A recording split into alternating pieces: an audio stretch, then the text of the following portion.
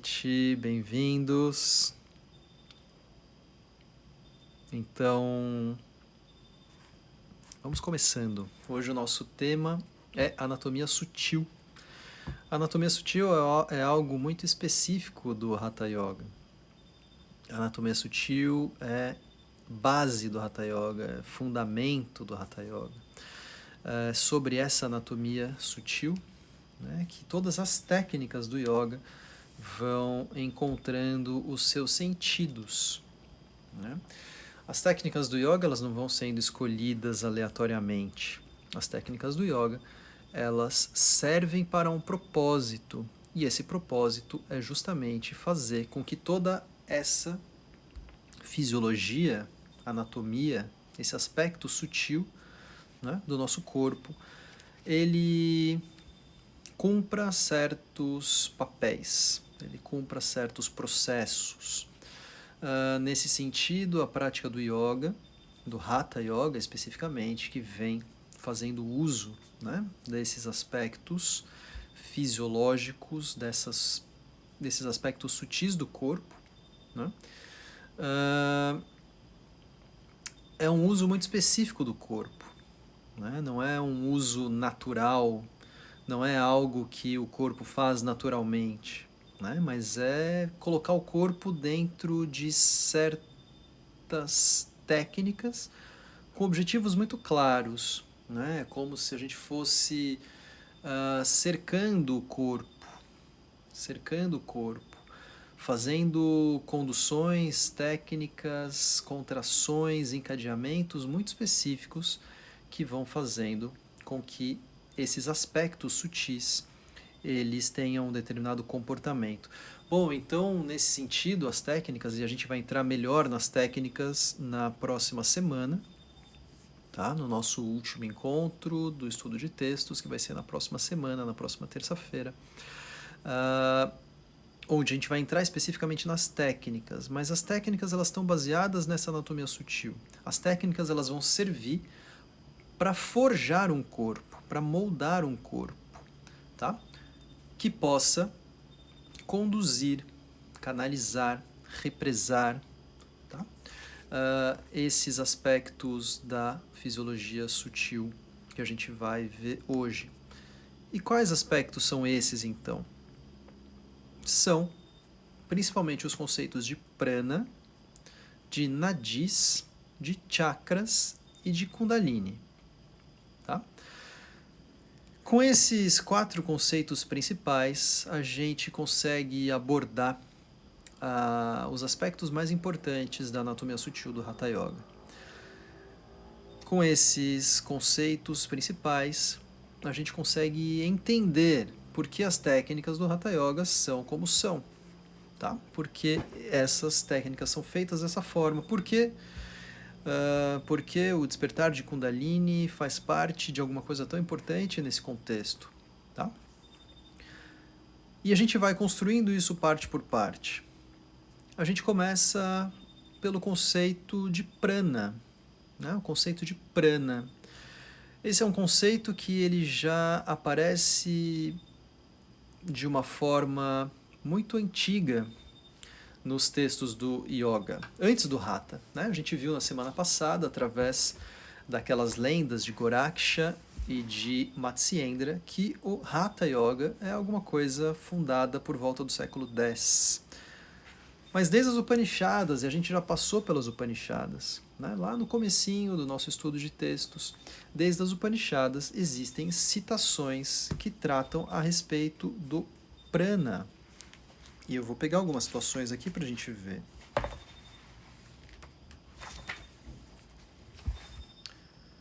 E esse é da Brihadaranyaka Upanishad, que diz: E em que vós fundais tu e teu si? No alento que sai. Alento que sai é o prana. E em que se funda o alento que sai? No alento que entra, que é a apana. E em que se funda o alento que entra? No alento que perpassa, que é viana. E em que se funda o alento que perpassa? No alento que sobe, que é udana. E em que se funda o alento que sobe? No alento que liga, que é samana. Tá? Então, os 5 tipos de prana, eles já foram descritos na primeira das Upanishadas, lá nas Upanishadas mais antigas, cerca de 800 anos antes de Cristo. Ou seja, isso é praticamente 2000 anos antes do primeiro texto de Hatha Yoga. Tá? Então, quando o Hatha Yoga fala de prana, ele está falando de alguma coisa que já apareceu 2000 anos antes dele. Então, quando a gente diz que essa anatomia sutil, essa fisiologia sutil do Hatha Yoga, ela tem como bases o tantrismo também trouxe isso de outros lugares. Né? Recupera-se muita coisa desses aspectos mais sutis. E o prana, ele já era alguma coisa tratada muito antigamente. A Chandogya Upanishada fala que há 5 poderes internos. O prana é um deles. A fala, a visão, a audição e a mente são outros 4. Mas é o prana que é o fundamento para todos os outros. Prana é o material base para a prática do Hatha Yoga. Prana é a substância, né, de base, é o material, é a matéria-prima, né, para a prática do Hatha Yoga. Aprender a perceber, a sentir, conduzir, canalizar o prana faz parte de todas as técnicas, absolutamente todas as técnicas. Muito bem. Para que a gente dê um panorama, então, geral, né, antes de entrar especificamente em cada uma desses 4 conceitos, prana, nadis, chakras, kundalini, é interessante que a gente possa ter uma visão, né, geral de como essas coisas estão interrelacionadas. Então, prana é essa matéria-prima. Né? As correntes de prana, elas fluem de maneira particular em nosso corpo através de canais específicos chamados nadis, ou seja, os nadis são os canais por onde o prana circula. Esses nadis, eles formam plexos em determinadas regiões, ou seja, quando esses nadis, eles, né, são tidos como 72 mil e em alguns pontos esses nadis se cruzam e há cruzamentos desses nadis. Em pontos, em plexos, onde esses nadis se cruzam com mais intensidade, eles são chamados de chakras. Tá? E o yoga, o Hatha Yoga, ele vai tratando através de aspectos purificatórios, sendo que o próprio pranayama é um aspecto purificatório, de abrir, purificar esses nadis, para que o fluxo de prana possa acontecer. Bom, o prana está passando por 72 mil nadis, né? Mas há um canal específico por onde o Hatha Yoga vai procurar conduzir a passagem do prana. É um canal por onde ele não passa, que é Shushumna, né? O canal central, que é tido como o principal dos nadis. É um canal que está bloqueado na sua base e prana não passa. Então, um dos objetivos é purificação desses nadis, né, para que o prana possa passar livremente por Shushumna. Bom, após a purificação dos canais, indica-se modos de fixar prana e dirigir as correntes por canais específicos, sendo o mais importante deles Shushumna. Estabelece-se um equilíbrio dinâmico entre Ida e Pingala. Ida é o nadi da esquerda, Pingala o nadi da direita e Shushumna no centro, facilitando então a passagem de prana através de Shushumna. Assim, se viabiliza o processo de despertar em si, né, a força de Kundalini, dando origem a um estado de consciência particular. Despertar de Kundalini dá origem a um estado de consciência particular. Então, o Hatha Yoga tem como matéria-prima o prana. Esse prana circula por nadis, 72 mil nadis espalhados pelo corpo todo. Há um canal específico chamado Shushumna, o nadi central. Esse nadi central, ele atravessa todos os chakras. Algumas tradições vão dizer 5, outras 6, outras 7, outras 9. Quer dizer, o mais aceito está entre 5 e 7 chakras, todos percorridos por esse canal central chamado Shushumna. E à medida que prana vai percorrendo o Sushumna e passando, né, por esses chakras, abrindo esses chakras, isso é chamado de despertar de Kundalini, quando o prana chega até Sahasrara, a região do topo da cabeça, ou acima dela, como também é descrito. Tá bom? Isso é tido como despertar de Kundalini. Então a gente vai chegando lá, passando parte por parte, primeiro falando um pouco do prana, depois falando um pouco dos nadis, depois falando um pouco dos chakras e por fim falando dessa força chamada Kundalini. Bom, então a gente já viu que as técnicas do yoga, elas visam criar uma percepção a respeito do prana, né? Elas visam canalizar, conduzir, represar, tá? Esse prana por um caminho muito específico. Esse é o objetivo das técnicas, tá? Prana, literalmente, então prana, literalmente, no dicionário sânscrito, significa respirar. Ele vem de uma raiz an, e essa raiz an significa respirar, mas também significa viver, né? Então, há uma relação intrínseca entre respirar e viver, né? E o prana é algo que atende esses dois significados, mas há um terceiro significado, que é mover-se, tá? Então, prana é alguma coisa que se move, prana é alguma coisa que sustenta a vida, prana é alguma coisa que sustenta a respiração. Prana é algo que sustenta toda a vida do corpo, né? Prana é alguma coisa que dá sensibilidade ao corpo. A gente pode ver, né, através das descrições desse livro que eu tenho usado muito como base, A Essência do Hatha Yoga, alguns dos significados-chave de prana, né? Então, na página 40 temos alguns dos significados-chave de prana. Um dos significados é a própria respiração. Um outro significado é a respiração como função reflexa, ou seja, não é aquela respiração que a gente controla, mas é aquela respiração que acontece automaticamente. Todos os reflexos que preservam a vida. Quando eles cessam, a vida cessa. Então, prana é vida, né? Então, todos os reflexos autônomos que preservam a vida.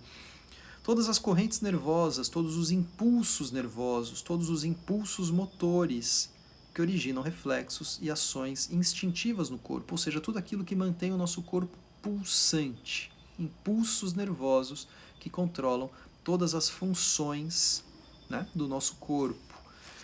O prana também é tido como algo que sustenta o funcionamento fisiológico de cada uma das partes do corpo, de cada um dos órgãos, né? Prana também é tido como sensações cutâneas, né? Sensação cutânea na pele e da pele para dentro, despertadas internamente. Algumas dessas percepções cutâneas despertadas internamente são percebidas como algo que ascende pela coluna, e a gente vai ver mais para frente como isso está relacionado à percepção do despertar de Kundalini.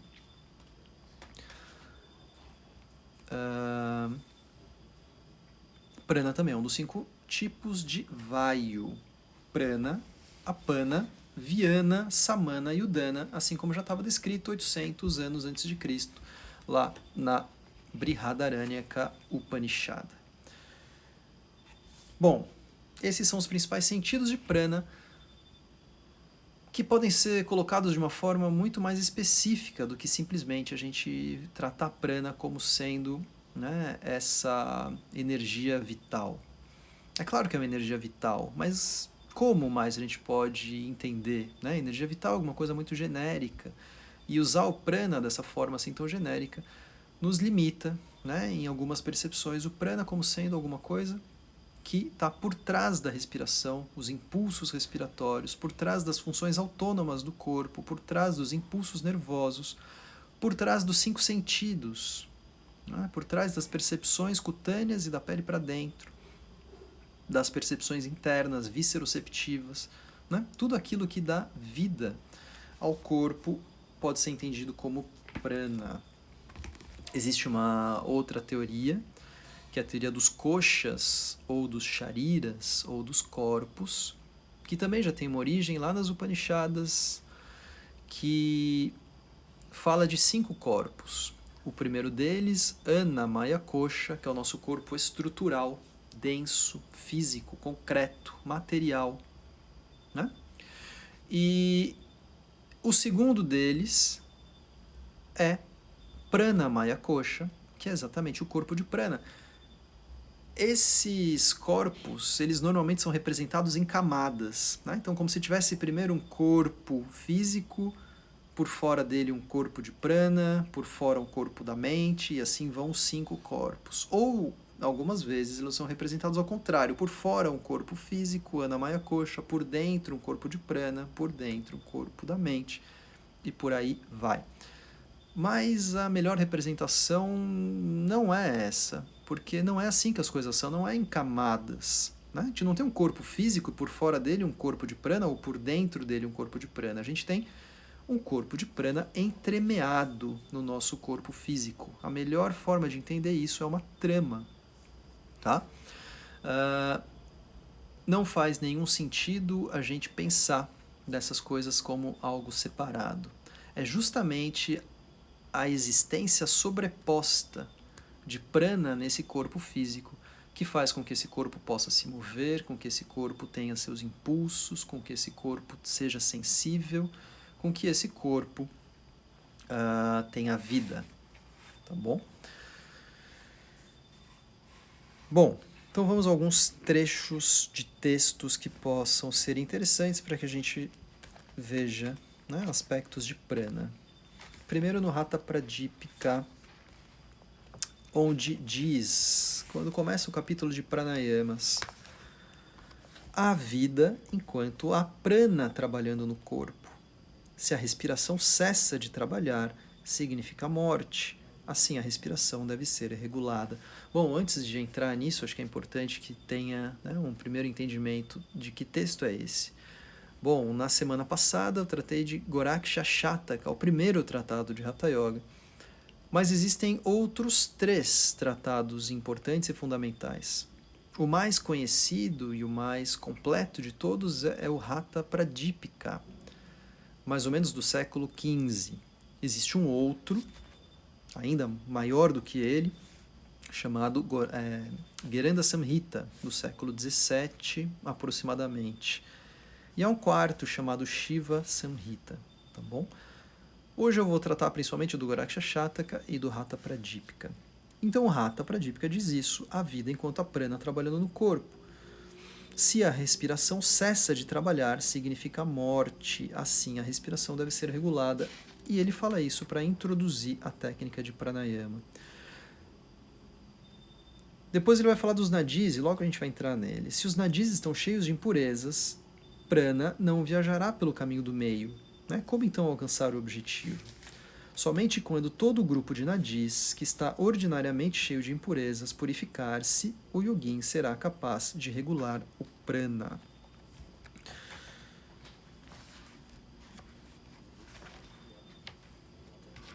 Bom, no capítulo 3, que é o capítulo dos mudras, diz assim, né, depois que esse caminho for purificado, Shushumna, esse caminho, nadi central, tá? Então se as palavras vão ficando complicadas, podem ir deixando aqui comentários. Assim, Shushumna transforma-se no caminho de prana. Então lembram-se, o prana circula por todos os 72 mil nadis, ou 71.999, porque tem um que ele não circula, que é Shushumna. Quando esses nadis são purificados, quando as técnicas são feitas, quando o prana vai sendo forçosamente, ele não vai sozinho, ele vai sendo forçado a percorrer esse caminho central, né? Ele transforma-se, então Shushumna transforma-se no caminho de prana, a mente transforma-se em seu objeto e evade-se o fenômeno da morte. Bom, isso vai sendo, então, o início do chamado despertar de Kundalini. Vamos ao Goraksha Shataka, aquele texto que eu já tratei na semana passada, que tem passagens muito interessantes a respeito dessa anatomia sutil. Verso 42, onde ele diz: Prana é o vayu que reside no corpo, ou seja, prana é o ar, né? É o ar, é o vayu, é o elemento ar. Só que é o ar que reside no corpo, não é qualquer vayu, não é qualquer ar, é o vayu que reside no corpo. E a yama, né? Está explicando o que é pranayama. A yama significa sua restrição. Quando apenas uma respiração for a medida do pranayama, seu yoga será o mais elevado, já que leva a prana até Brahmarandra, em uma só respiração. Né? Conduz prana por todo esse percurso em uma só respiração. E aí ele vai descrever todo o complexo caminho que a gente vai voltar para ele depois quando for falar dos chakras. Depois de passar através de Manipura, tendo cruzado a Anahata Chakra, quando o prana chega ao grande lótus de Sahasrara, através de Vishuddha e Ajna Chakras, o yogin torna-se imortal. Então está descrevendo o caminho de prana, percorrendo chakra por chakra, esse percurso formado por Kundalini. Bom, mas vamos então aos nadis. Né? O prana percorre os nadis. Nadis são literalmente passagens pelo corpo, são literalmente canais, mas a gente não vai ficar buscando nenhum tipo de paralelo, né, com os canais existentes do corpo. A gente vai tratar, né, essa anatomia como sendo uma anatomia diferente da nossa fisiologia ocidental moderna. Os nadis não vão corresponder às veias, aos tubos, à coluna, né? Não há paralelo fisiológico, tá bom? Porque as representações de nadis, muitas vezes, elas ligam, né, partes do corpo em outras. Então liga um joelho ao abdômen, liga a mão ao joelho, né? Mas o que é Kundalini? Vou chegar lá. Então, os nadis significam passagens pelo corpo. Transportam o prana incessantemente. O prana está percorrendo incessantemente. É isso que nos dá vida, é isso que nos dá sensibilidade. Dos 72 mil nadis, o Goraksha Shataka descreve 10. Desses 10, 3 são os mais importantes: Ida, Pingala e Shushumna. Desses 3, o grande objetivo é o canal central, Shushumna. A ascensão de prana por ele é conhecido como despertar de Kundalini, tá bom? Então isso é Kundalini, é a passagem de prana através do nadi central. Mas eu vou explicar isso com mais detalhes, porque não é qualquer coisa, né? Então o Goraksha Shataka,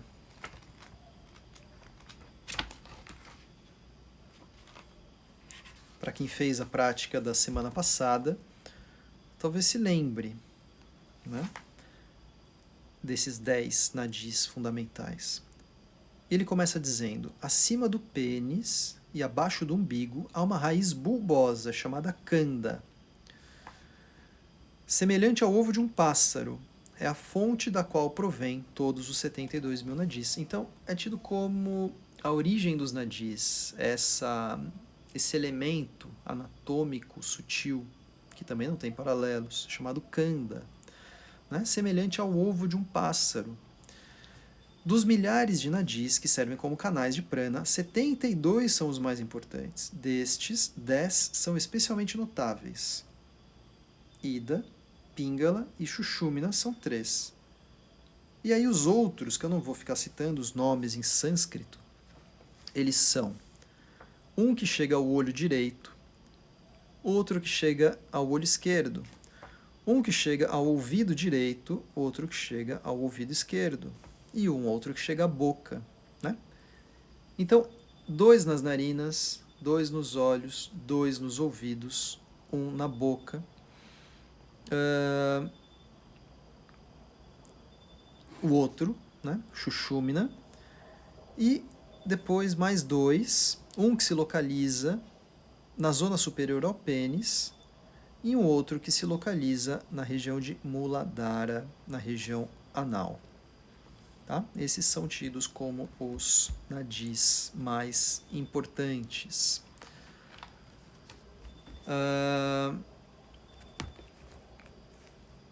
Bom, há várias citações importantes. Esse é o livro que eu estou mostrando, A Essência do Hatha Yoga, tá? Para quem está perguntando aqui.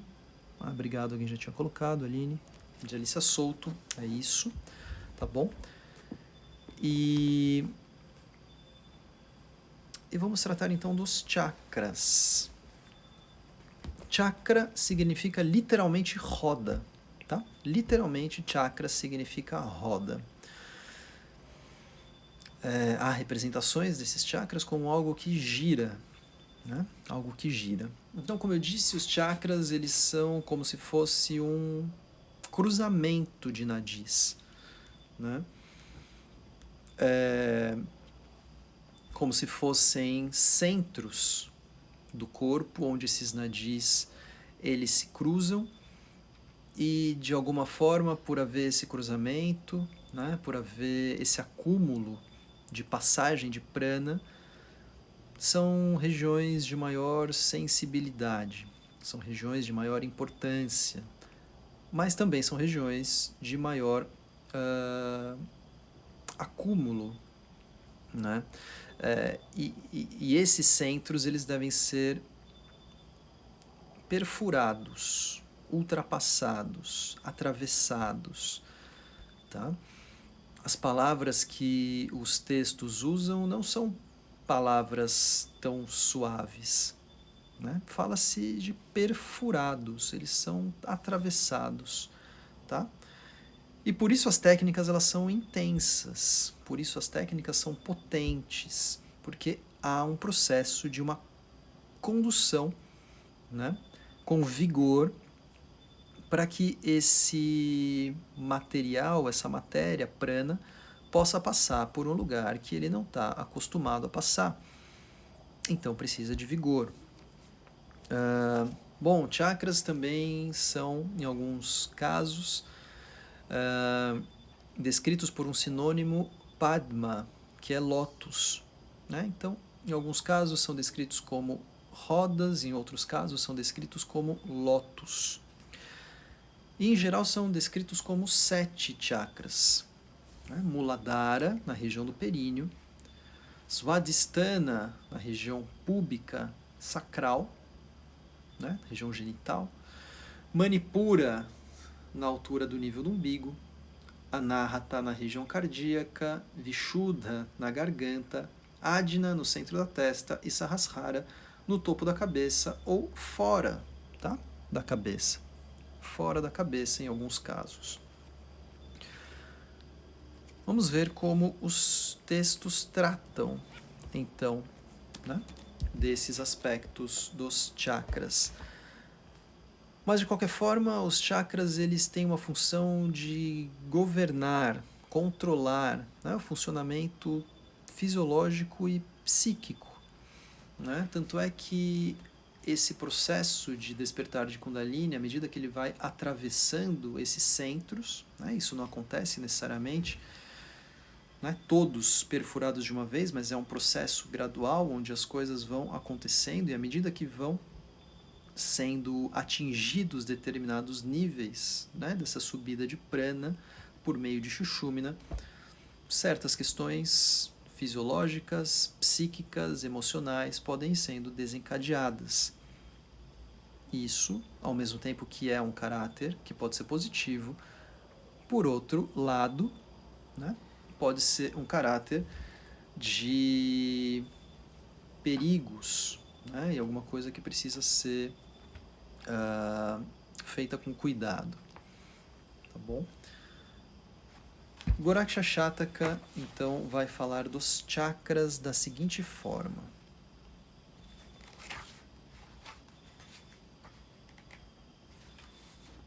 Logo no início do texto, ele vai começar falando do primeiro dos chakras. O primeiro chakra é Adara e o segundo, Svadhisthana. Entre os dois está Yonisthana, denominado Kamarupa. Ou seja, vocês estão vendo que aqui ele coloca um terceiro chakra entre Muladhara e Svadhisthana. Então, segundo as descrições, teriam 8 chakras, né? E não os 7. No centro do lótus, denominado Adara, situado no ânus, formado por 4 pétalas, está o Yoni, denominado Kama, que é reverenciado por todos os adeptos. Nesse Yoni, há um Mahalinga virado para o oeste, que é a entrada de Shushumna, que tem a ponta brilhante como uma joia. Aquele que conhece isso é um conhecedor do yoga. Debaixo da raiz do pênis está situada a morada quadrada do fogo, que é chamada Muladhara, que cintila como raio e brilha como ouro aquecido. Tá falando desses chakras da base, tá bom? Apenas. A palavra Sva significa prana e Svadhisthana é seu lugar. Ou seja, Muladhara é a base e Svadhisthana, que é esse segundo chakra na região púbica, né, ou na região genital, literalmente significa o lugar de prana, a morada de prana. Assim, pelo termo, Svadhisthana apenas se indica, né, que significa essa morada de prana. Assim, pelo termo Svadhisthana, apenas se indica medra, osso pubiano, tá bom?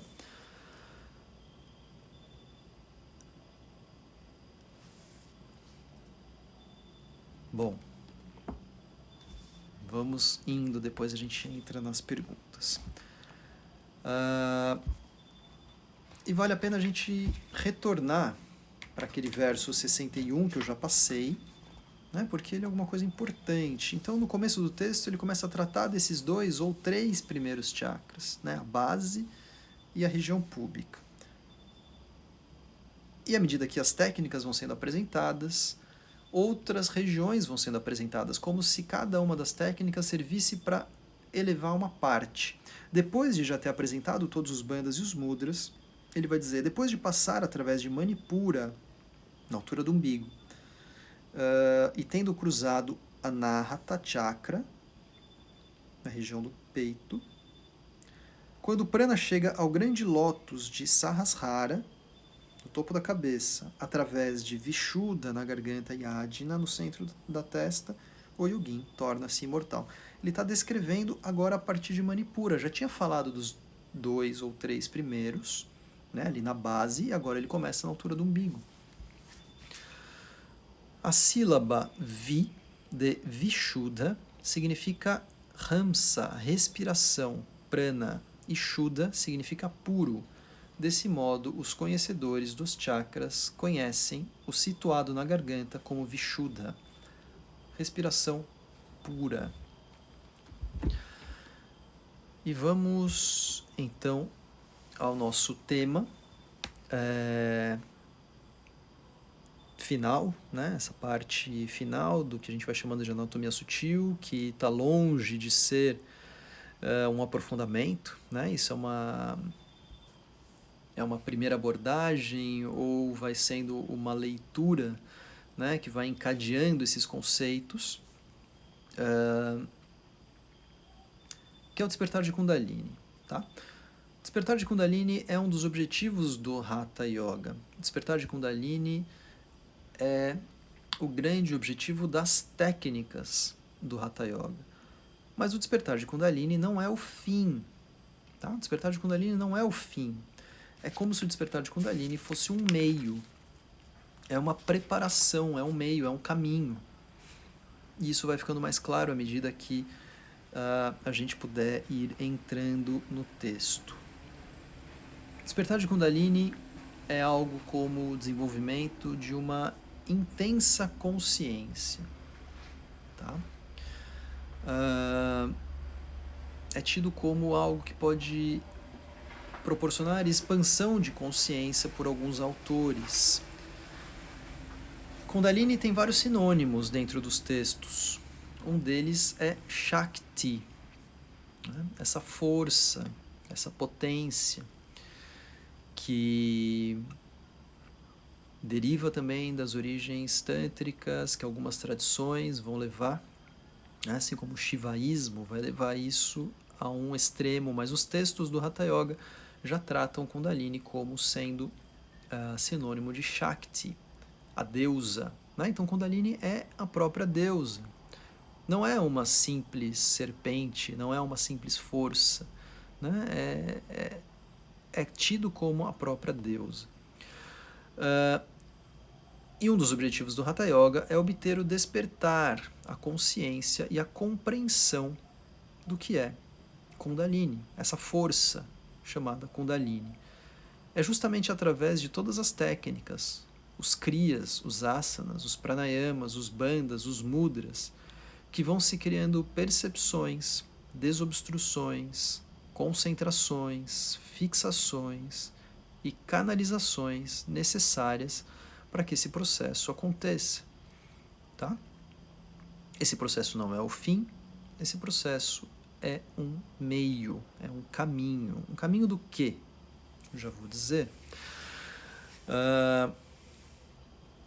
O despertar de Kundalini, diferente do que muitas pessoas pensam, não é algo que acontece uma vez e está desperto, né? Não é alguma coisa que acontece uma vez e não acontece mais, ou não é necessário que aconteça mais. Mas o despertar de Kundalini é alguma coisa que pode acontecer sempre que o praticante conduzir prana através do canal central, tá? Através de Sushumna. Isso pode acontecer sempre. Há um outro livro que trata do Hatha Pradipika, né? Uma luz sobre o Hatha Yoga, do professor Roberto de Andrade Martins, que vai dizer o seguinte, vai dizer que esse processo, em geral, ele acontece como alguma coisa, né, como um efeito. Né? Esse processo acontece, esse despertar acontece, mas não há exatamente um controle sobre ele. Né? Ele é um acontecimento. Sendo assim, ele dura poucos instantes. E depois há um retorno. E esses efeitos desaparecem. Com o tempo, com a prática, aprende-se a controlar, aprende-se a dominar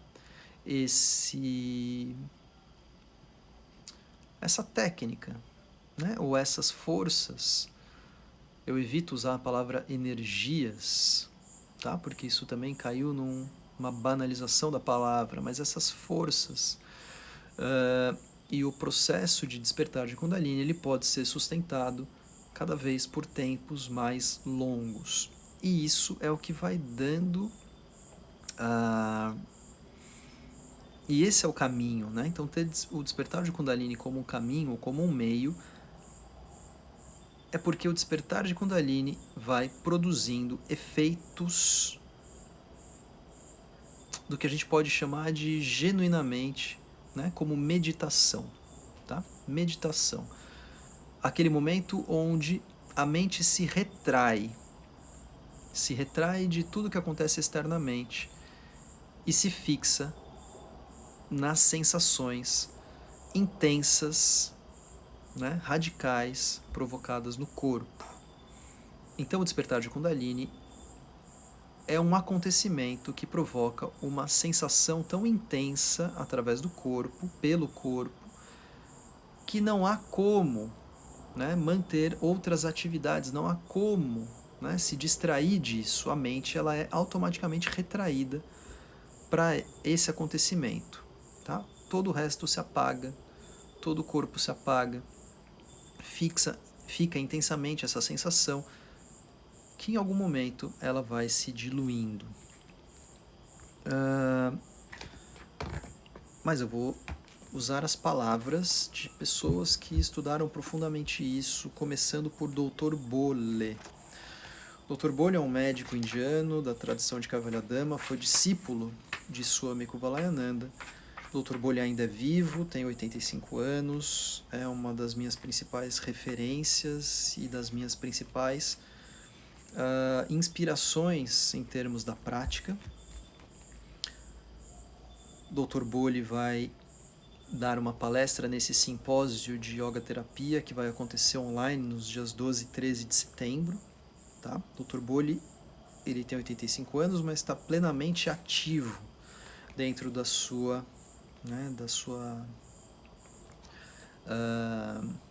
desse seu propósito de ensinar, de transmitir.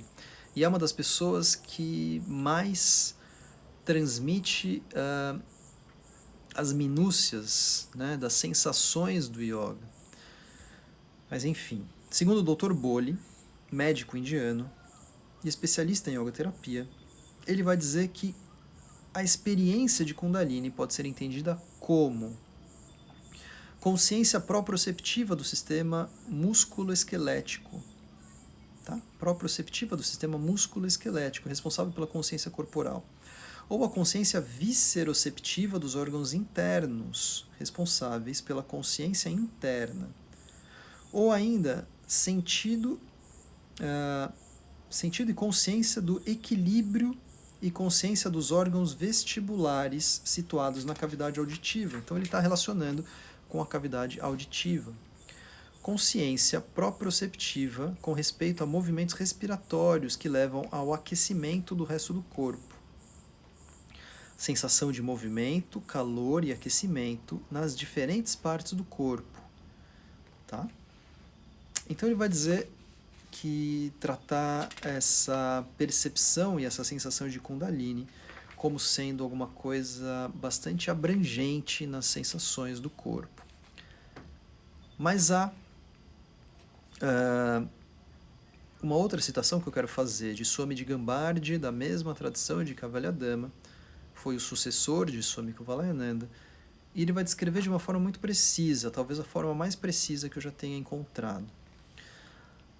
Swami Digambardi descreve as sensações produzidas pelo despertar de Kundalini, e eu vou passando passo a passo porque merece, esclarecendo que as sensações de calor e formigamento não são percebidas senão nas costas, ou seja, só são percebidas nas costas, desde o cóccix até o pescoço.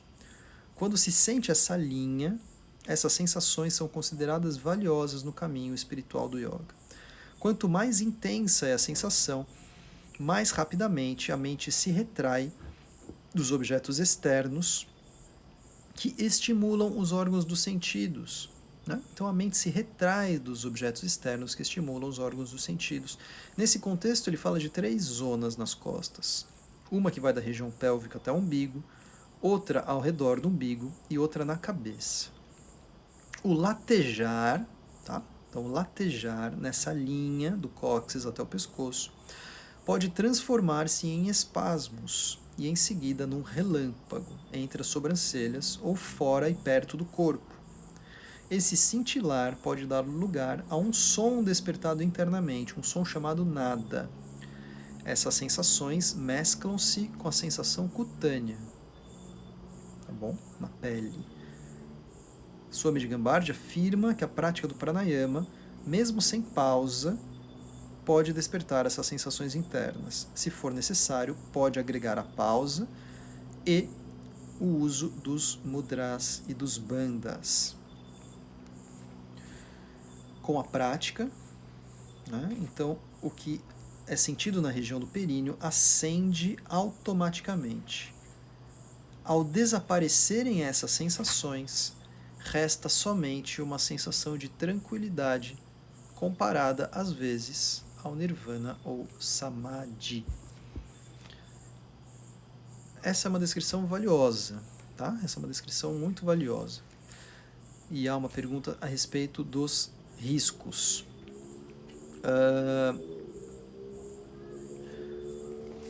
É preciso haver preparação para isso, né? É preciso haver uma preparação para suportar uma força tão intensa.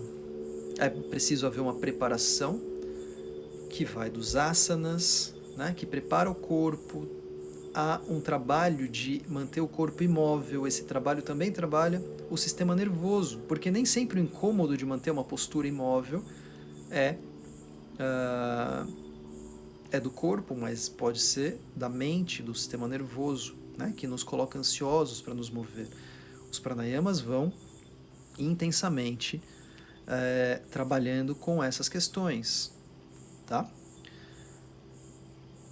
Os bandhas e os mudras, por excelência, são as técnicas que conduzem e vão fazendo com que, pouco a pouco, essa linha descrita por Swami Djambardi possa ser sensível, perceptível. Tá? Enfim, então quando o corpo, né, ele é preparado através das práticas, pode-se fazer, né, ou se chegar a esse momento com segurança. Em alguns casos, há pessoas que querem encurtar caminho, né, encurtar caminho. E esse encurtar caminho pode não ser alguma coisa desejável, tá bom? Encurtar caminhos normalmente não são coisas desejáveis. Muito bem. Então vamos para uma prática de meditação.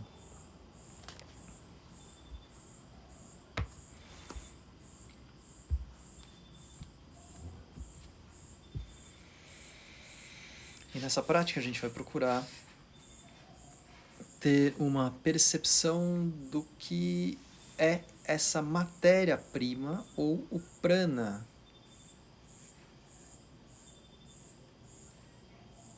Tá? Que é conduzido pelas técnicas que vão ser descritas na próxima semana a percorrer esse canal central.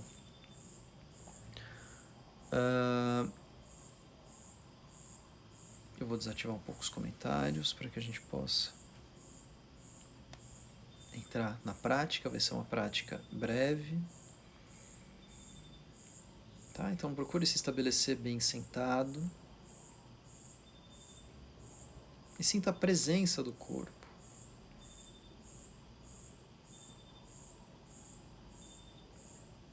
Sinta que esse corpo é formado por uma estrutura, por algo concreto, físico, denso.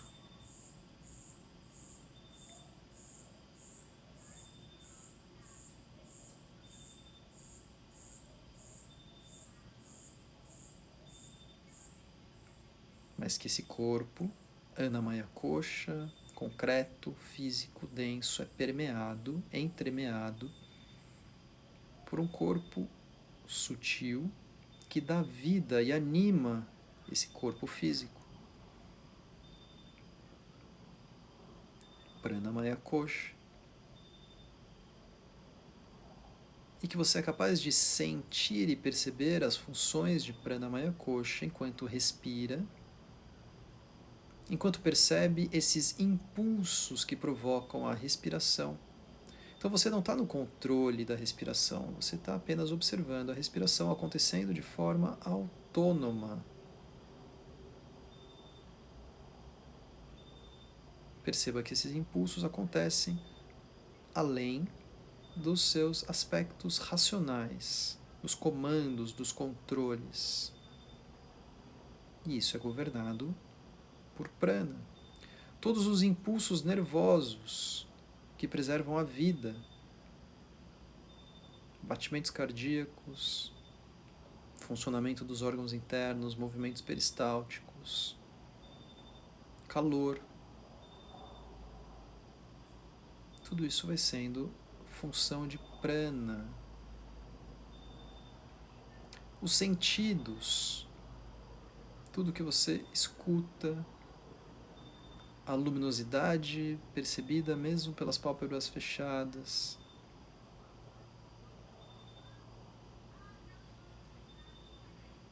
o tato. E se você vai abrangendo esse tato pelo corpo inteiro,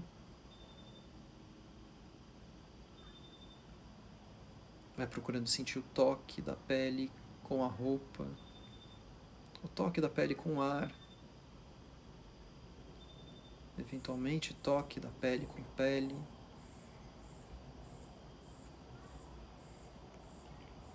E traga atenção para suas mãos.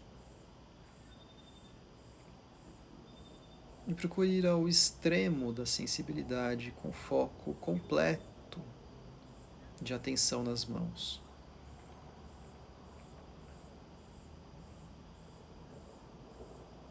Os dedos, cada um dos dedos, ponta dos dedos, como se você pudesse sentir as digitais.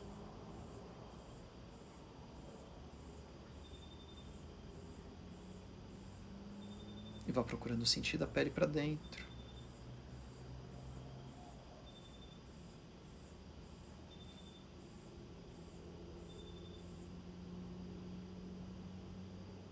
E à medida que vai observando as mãos, volta para a superfície das mãos e veja se pode sentir algo como um formigamento, como uma vibração.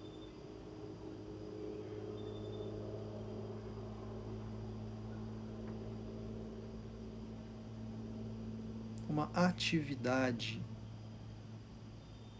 viva. E procure levar esse mesmo tipo de sensibilidade que você vem buscando nas mãos para a região do assoalho pélvico, para a região anal, região genital, região do períneo.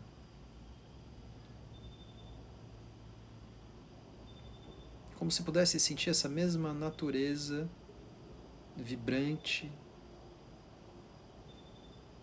viva, ativa.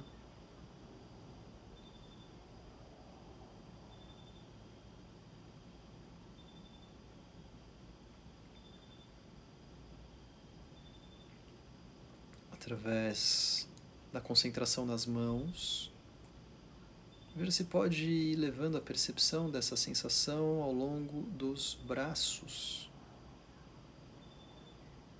envolvendo os braços com esse aspecto ativo, vibrante.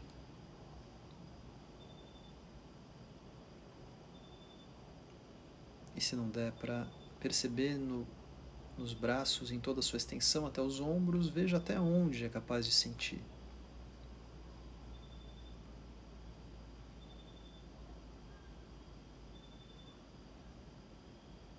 E volte para a região do assoalho pélvico.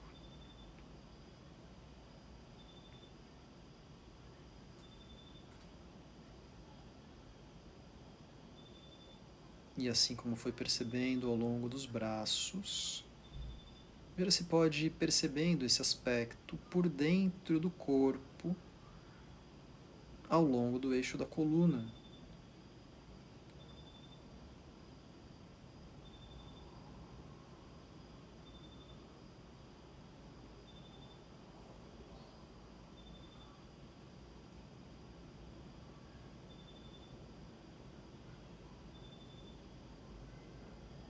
Até onde você é capaz de sentir essa vibração, esse formigamento, essa atividade por dentro do corpo.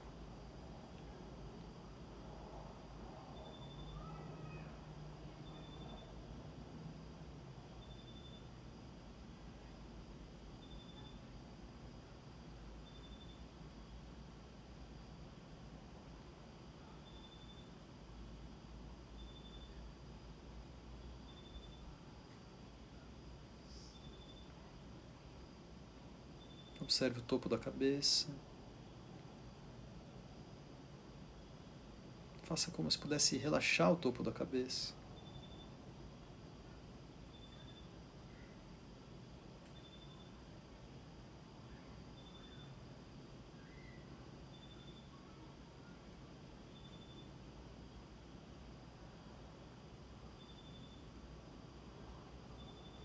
E se situe por alguns instantes nesse espaço entre a região do assoalho pélvico e o topo da cabeça,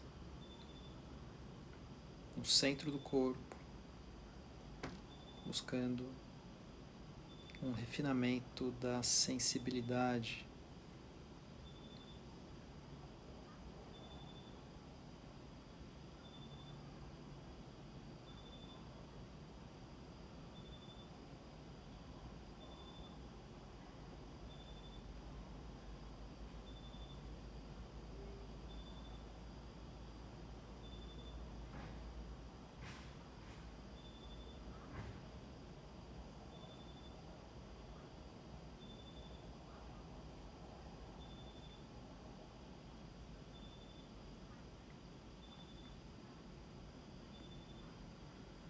automaticamente você já faz alguns movimentos, toma respirações mais profundas, percebendo a luminosidade por trás das pálpebras fechadas, até que pouco a pouco possa ir abrindo os olhos, voltando.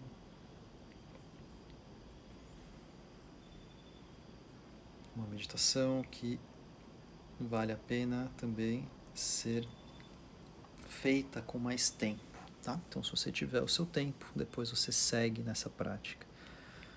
Como o nosso tempo vai acabando aqui, eu quero agradecê-los e eu quero dizer que a próxima semana é a última desse estudo de textos nesse formato, tá? Depois isso vai mudar, isso vai se derivar em duas coisas. Uma delas é um curso que começa no dia 18 de agosto, ou seja, não na próxima terça, na outra, dia 18 de agosto, às 7 horas da noite, até às 8h15, e vai até o final de setembro, um curso chamado A Potência da Sutileza na Prática do Yoga, que vai tratar dessas percepções. A gente vai fazendo uso dessas percepções, né, daquilo que há de sutil no corpo, sutil e ao mesmo tempo potente. Tá? Vai ter como matéria, né, de base justamente essa percepção do que é o prana, tá bom? Para que a gente possa, em algum momento, juntar isso com as técnicas do yoga. Isso vai ser às 7 horas da noite e vai ter às 8h30, a gente vai dar início a uma série de meditações e piano, tá bom? Eu vou fazer isso em parceria com o Leandro Cabral, que alguns de vocês conheceram numa live que já fizemos. Num estudo que a gente tem chamado Variações sobre o Vazio. Isso vai passar a acontecer também a partir de 18 de agosto, não a próxima terça, na outra, às 8h30 da noite, tá? Então esse horário das 8 não tem mais, às 7 horas A Potência da Sutileza é um curso, quem quiser pode me pedir informações, tá? Precisa se inscrever. E o outro é aberto ainda, live, 8h30 da noite, meditação com o Leandro Cabral no piano, Variações sobre o Vazio. Outras informações divulgadas num post que eu coloquei, todas as atividades do mês de agosto, tá bom? Então quem quiser, confira. Beijos, obrigado pela participação, boa noite e até a próxima.